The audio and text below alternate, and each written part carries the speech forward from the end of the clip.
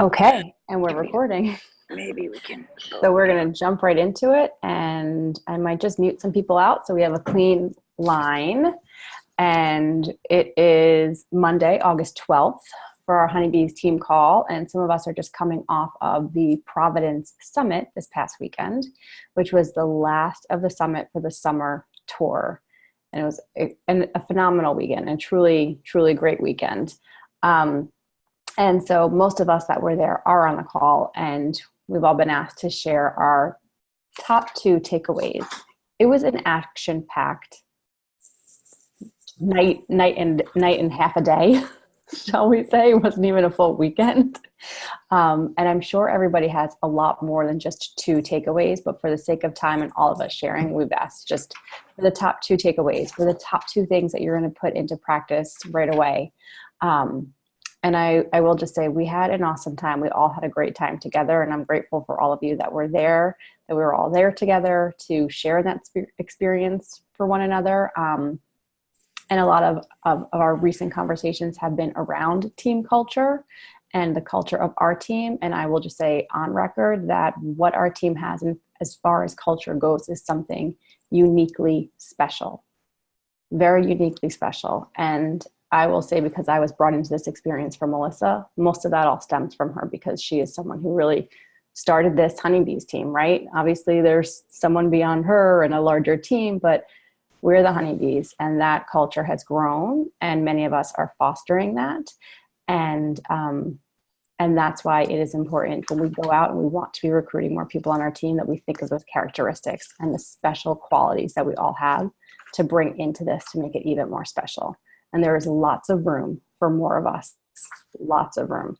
So with that, I did ask Jennifer Sestock to share first. I know you're not on camera and you're muted, but are you in a place where you can share first?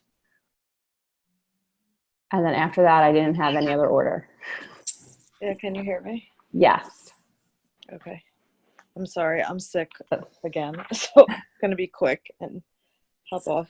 You're valuable. Oh, well, thank you. My 2 top giveaways were, they talked about something called IPAs, which were income producing activities. I'm sure other people will talk about this as well. And they listed 5. I'm not going to go over all 5. I'm sure other people will touch on them, but I'll just list what they were. 1 was posting, so social media posting. 2 was conversations. 3 was inviting to events. 4 was follow-up, and 5 was customer care. So I like the section on conversations, because I think I'm having enough conversations, but I'm definitely not having enough conversations.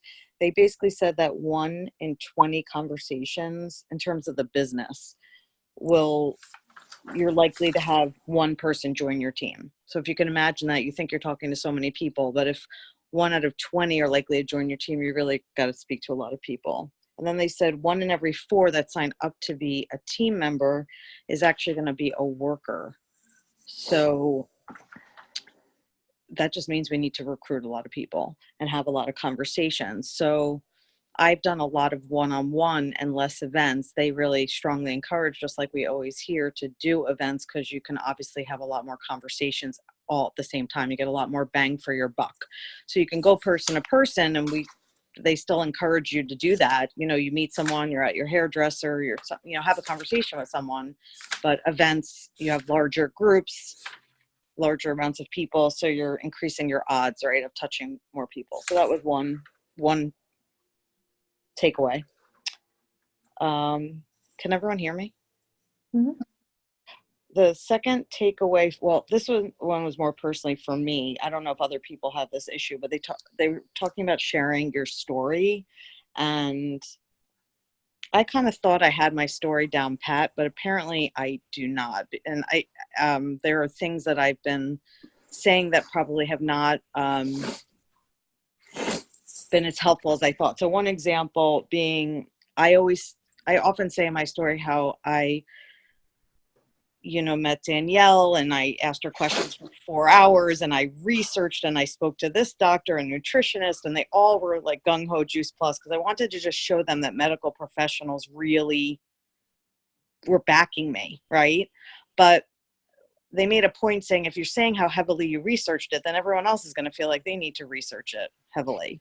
And that's not the case. This is fruits and vegetables. We know that it doesn't need to be heavily researched. So it's better for me to just say, this made sense to me because, and I don't need to add that in. It's not that I'm telling them something that's not true, but I don't necessarily need to add all of those details about it. I thought it was actually helping the situation, getting my point across more, but I think it was actually hurting it, because then people are like, oh, I'm going to call my doctor. Oh, my doctor. And then this one woman just recently said to me, my doctor's not a fan of Juice Plus. Boom, gone. Right? That was it.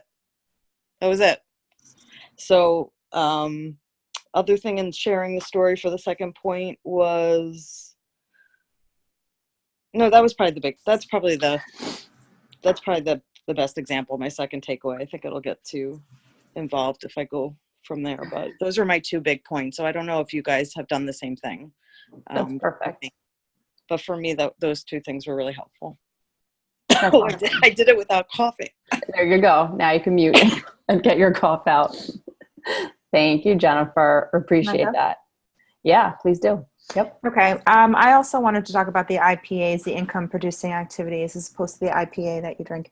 I don't know much about those. But I wanted to focus more about posting, because a lot of us are on Facebook, a lot of us are on Instagram, and actually 2 different people spoke about social media in different contexts of their presentations. One was Michelle Rogers, and the other one was Danielle Hatton.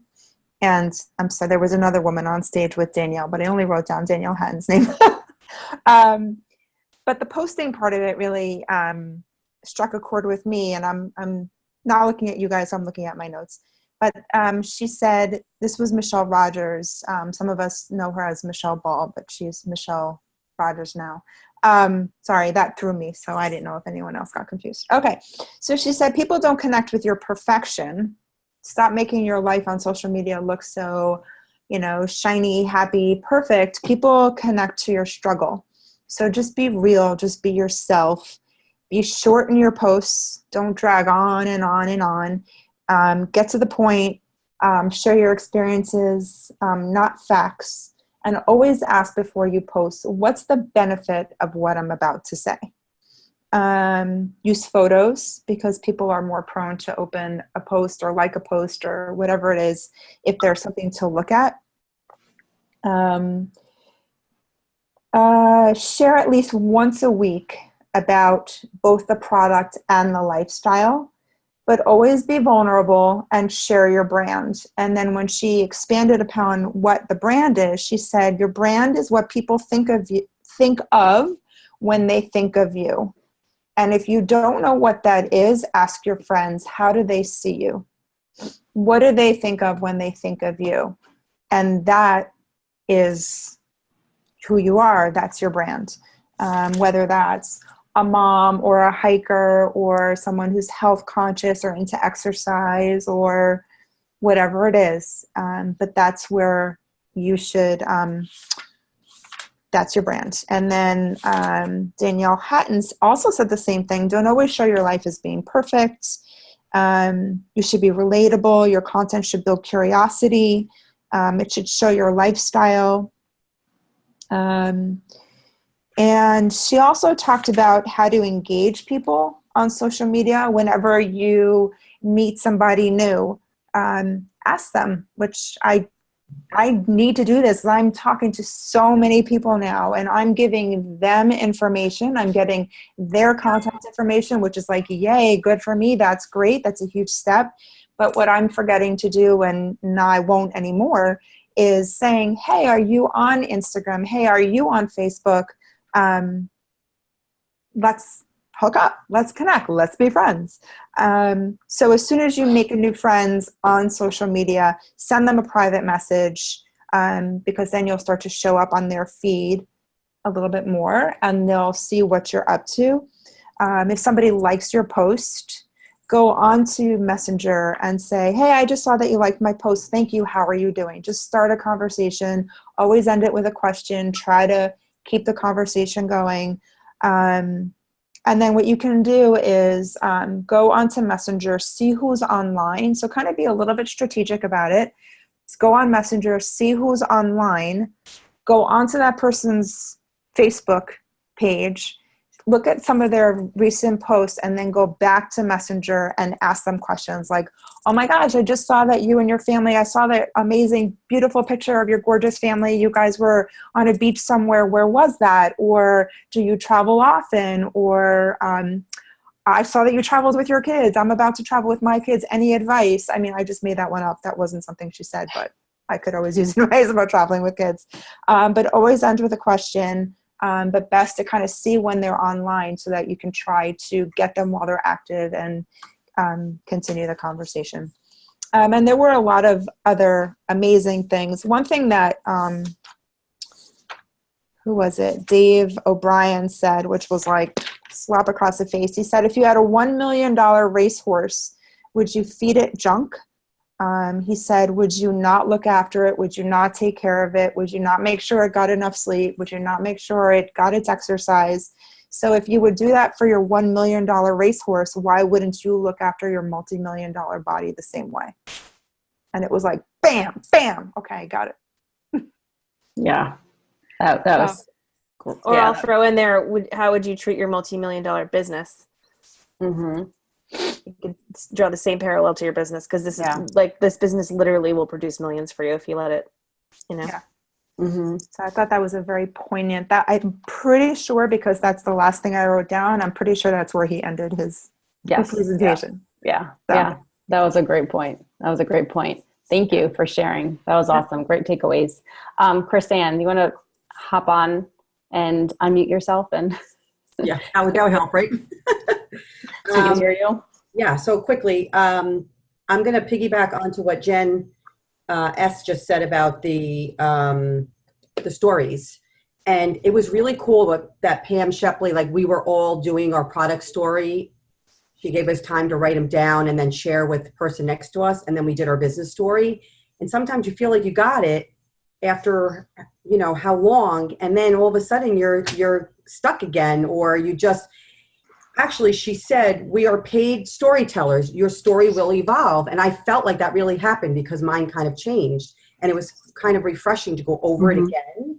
And Marie and I were partners, and we were just going back and forth about it. And then to do the business story, which sometimes we don't even think, we're always so busy doing the product story and not the business story, but we should all work on them again and kind of just, you know, and kind of take out, and she had people doing samples of their stories, and then she would kind of help them through or maybe condense it a little bit. And we did it that time. Remember, we were doing that 30-second thing that we were leaving Voxer messages or whatever, and that was fun. I think that was maybe just our product story though, but it'd be nice to go into like the business part also. So I like that. I just felt like even being in this business for so many years, that was really good to do again. You know what's so great, Chris-Ann, is I would love for you to lead that for the group as an activity. Do you see, like we could plan it behind the scenes, but then I want to give you guys these opportunities to step up, right? And lead these smaller things, because those smaller things are going to build to bigger things. Yeah. You know, and as you build that confidence, that's going to build you an attract team, and it's going to do all these things. I mean, it's really important that we start to pass the baton a little bit right now, especially in preparation for January. So I would love for you to do that. Sure. So I don't want to jump in and cut off, but just because Melissa and I didn't even talk about this, but this was something that did come up after that Jen B had also asked that we do and kind of mirror the exercise that we did there for the team and do it all together. So that was something that we were going to bring up for the whole team to be a part of. That would be so great. Yeah, Yeah. it's a good time for that. Yeah. Yeah, we all discussed it. So, okay. So, just one thing, Dr. Sears, I've never heard him talk before. And I literally could have sat there for hours listening to him. And just certain things that he said, hold on, where's my notes here? Eat twice as often, half as much, and chew your food twice as long. which is funny because you don't think of it that way, but that was so smart. And you can't change your genes, but you can change how they act. And that was cool because he went into all this microbiome stuff, and I'm having some stomach issues, and I loved listening to all that. And it just makes you feel so blessed that we have all this education with doctors in front of us that is given to us. And I loved, and I felt, my guests couldn't make it, and I wish they would have been there, because to sit there and listen to a doctor like him talk, it's impressive. I honestly feel the whole summit is impressive. And I said that last year when we went to Philly. I feel like the entire summit, the way they do everything, the way that the cocktail hour was, I mean, that was incredible. And the breakfast, everything. I love the summits. I really, really do. And then just one other thing was just Janet Black talking and just going through what the company is starting to do for us to make it easier to reach out to customers, to do customer care, just our virtual office getting a total, makeover. It really shows how they're really caring. And the app that they were talking about, that new app, that's going to be how to reach out and place an order and have the customer put their credit card number in rather than us having to maybe ask them for their credit card. I mean, it's just very, it's really great to see that there's so many good changes, and they're trying to make it easier and better for us to work more efficiently. So, yeah. Thank you. And there's going to be a whole lot more of that in Austin, so just stay tuned. Yeah. I was going to say, there's definitely going to be a lot more exciting things to come, I'm sure. So it's very cool. We got a little taste of it. Okay, Andrea, are you good to unmute and share your takeaways? Yes. Thank you. And then we'll have Marie go. Hi, everybody. All right. So I also really enjoyed listening to Dr. Sears. I think he was so amazing. And I took so much away from hearing him speak. One thing he spoke about was the 5S diet, 5 S's for better health. And these are the top foods with the greatest effect on the gut.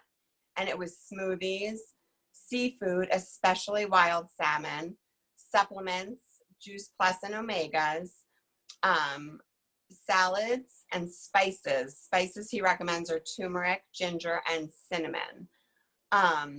Another thing he was talking about is, obviously, I'm not a parent yet, but I'm going to be soon. No announcements, but growing little fatheads and how to shape young tastes and how a baby's brain is made mostly of fat, and you should really begin solid foods, highest in healthy fats. So to introduce wild salmon, which, I mean, I'm not a parent, but I didn't think at that age introducing wild salmon at 7 months is something, avocado and then sprinkles. So opening the Juice Plus capsules and putting it on your finger and then putting it on your child's tongue. So I thought that was really interesting. And I apologize, but another thing I'm going to touch on is IPAs. And one of them is follow-ups. And they talked about our purpose is getting a yes or a no, and celebrating those no's, which I really have to learn how to do personally, because once I get a no, I'm kind of like, oh, I quit. What did I do wrong? It's me. But hearing everybody talk this weekend, it's not me. It's just the time might not be right, or they have noise. So it was really, great to hear that, and to message people a total of 3 times. And to really, I forgot, I think, was it Jen or Chris Ann said, to end a message with a question. So you're going to get a response. Inviting to events. I'm new to New Jersey, so I'm in a completely new area. So right now, my goal is to make friends. So or meet people, so I can invite them to events and host events in my house. And what else? Conversations, getting out there, having more conversations, asking questions, and just being interested and not interesting. people love to talk about themselves. So just letting them talk about themselves. But it was an amazing weekend, and I can't even imagine what Austin is going to be like. Thank you. Thanks, Andrea. That was awesome. And Austin's going to be amazing. Yes. And I can't wait to see you there. All right, Marie, we know we'll see you in Austin. Absolutely. Got my ticket. Yeah. My plane ticket, Yay. which I bought right after Sacramento. Good girl. 182 round trip. So, Andrea, every time you get a no, you're that much closer to your next yes. So, touching on what a couple people already said, conversations, and obviously it is about having conversations. I remember I was at the Breckenridge boot camp this summer, and Chris and Nikki were on stage. It was amazing. And Nikki said, what is your highest paying activity? And everybody's, shooting out all the answers. And she's like, talking. That's your highest paying activity. But anyway, which had nothing to do with this weekend. But talking about conversations, when Danielle Hatton was up there, she reminded me of something because she was in San Diego, the San Diego Summit. And she was talking about, she is a social media queen. That's how she's built most of her business. And I don't recall if she said the same thing on the Providence stage, but she reminded me of something that she said in San Diego, which was, if you want to really start, building your business, have 5 conversations a day. And she was talking about messaging, not face-to-face. I mean, face-to-face is always going to be important, but you can message 5 people, very, very quickly and very easily on whether it's Facebook Messenger or it could be texting, but it's like Jen was saying about getting the conversations going, asking questions and stuff like that. So she said, if you want to build your business, if you really want to build your business, have 5 conversations, start 5 messages every day. And if you really want to build your business, start messaging 10 people a day. So she reminded me of that when I saw her. And I remember thinking in San Diego, I need to start doing that. Okay, so I need to get my butt in gear and start doing that. The other thing that I was struck, so much good information. Everything we heard was amazing. And I have to, a lot of it I've heard before, because some of it was in San Diego, some of it was at the Breckenridge boot camp. But the thing that struck me, and Melissa says this all the time, butts and seats, butts and seats, butts and seats. Friday night, which was our free night for guests, and that's the main reason I came to Providence, other than to see you beautiful ladies. I'm from this area and I know so many people, and I thought I got to get somebody there. I spoke to on the phone 10 people, and I had 1 yes and 9 maybes. And even my yes canceled because her work schedule got changed. And I was, obviously I was disappointed that nobody could be there. But as I was sitting there Friday night listening to Dr. Sears and, oh my gosh, what was his name? Dave, thank you. Mm-hmm. As I'm sitting there listening and, hearing these people talk from stage and the things that they have to say is so amazing. And the whole time I was thinking, oh my gosh, I wish my guests were here. How much impact would this have on them other than me just spouting, my ideas or whatnot? And I'm like, I've not been good in the past about getting people to events. And we have Dr. Phillips is coming to Boulder in 3 weeks or so. And I got to try and get somebody there. Plain and simple. Mm-hmm. One simple just trick on this, only because it's on the top of my thinking right now, is tell them you're going to pick them up so they can have a glass of wine. they're in your car, they're captive, right? Buffy is queen of that. Like, she fills her cars with people and brings them every time. Like, she does. Like, and it's always awesome. So that's one easy way to kind of like, it's hard for them to wiggle out of that, you know? But Marie, I just want to shout out to you that you went to 3 major events this summer. Like, that's a commitment to your business, and that will pay you forward. Like, seriously, like, huge. Everybody should be aware of that, because that's awesome. It's more than me. So high five. High five, Marie. Awesome. That is more than me. Great job. Thank you for sharing. It's true. Butts in seats, right? So I'm going to share, hold on. I rewrote some notes. I'm going to share a couple of my takeaways, which it does kind of piggyback off of what everybody else has shared, and kind of fitting with another exercise that we're going to look to do probably sooner than later, hopefully, with our, recrafting our stories. Pam Shepley was the one who shared about, telling our stories. And I think someone already mentioned this, right? She said, facts tell, stories sell. So just a couple of my points that I want to share from what she shared is to wrap your story around the person you're talking to, right? And my takeaway is, although we're sharing our stories, they're our story, it's about us, of course, right?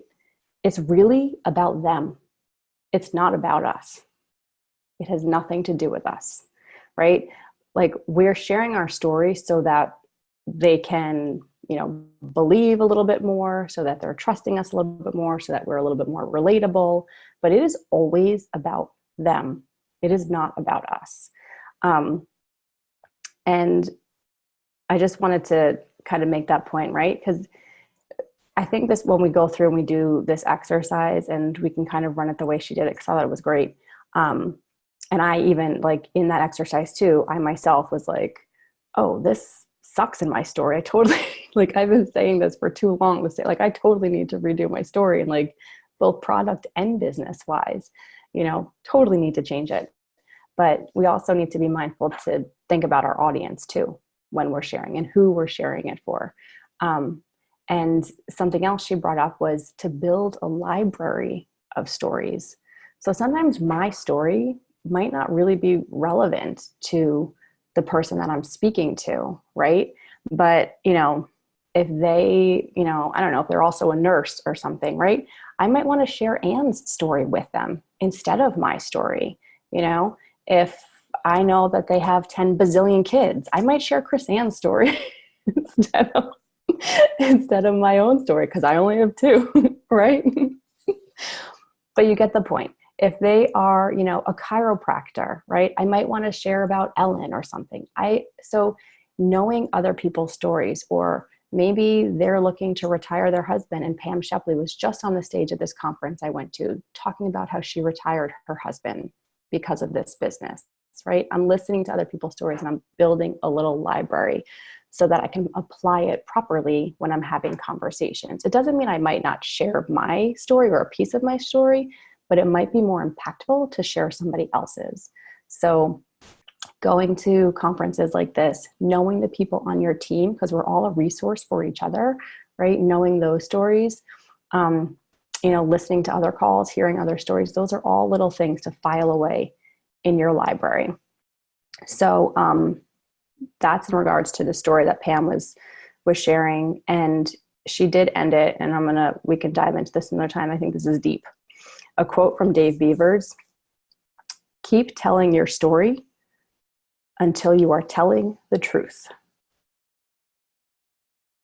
So I'm going to let that sit for a while, and I'm not going to get too deep with you guys, but you need to dig deep to really be authentic in your story.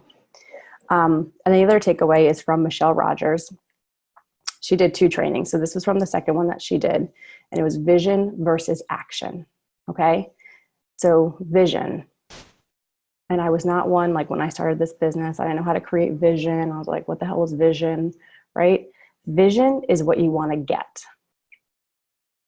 Put it into the business. Like, vision is what you want to get. What do you want to get out of this business? What do you want to achieve from this business? Maybe what do you want to achieve in your family life, vacation that you want to, an extension on the house, a new car, right? In your business. Is it the next title? Is it, more X amount in your paycheck? Like, these are the visions that you have. And then there's action, right? The action is the plan and the steps that are going to get you to that vision.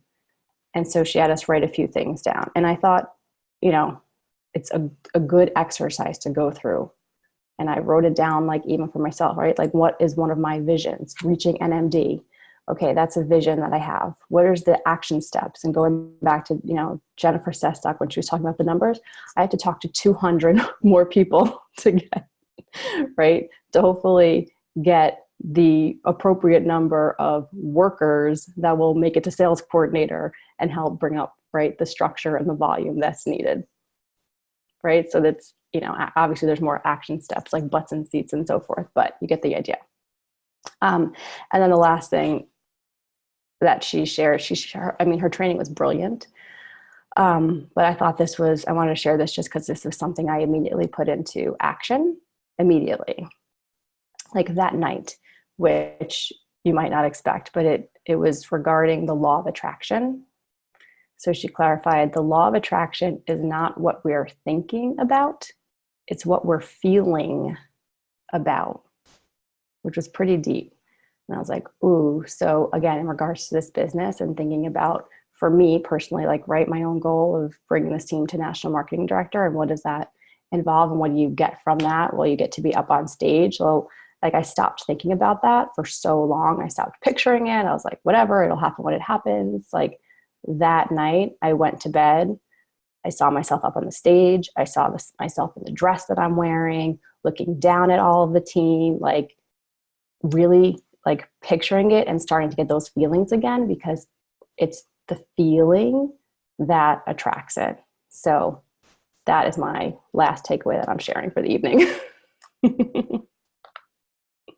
And thank all of you for sharing. And I'm sorry that Amanda wasn't on to share as well, but little ones will do that to you at bedtime. This is so great. All of it, you guys. Those are like $1 million nuggets that you just presented. Look at my page. Good. I'm glad you were able to get something from it too.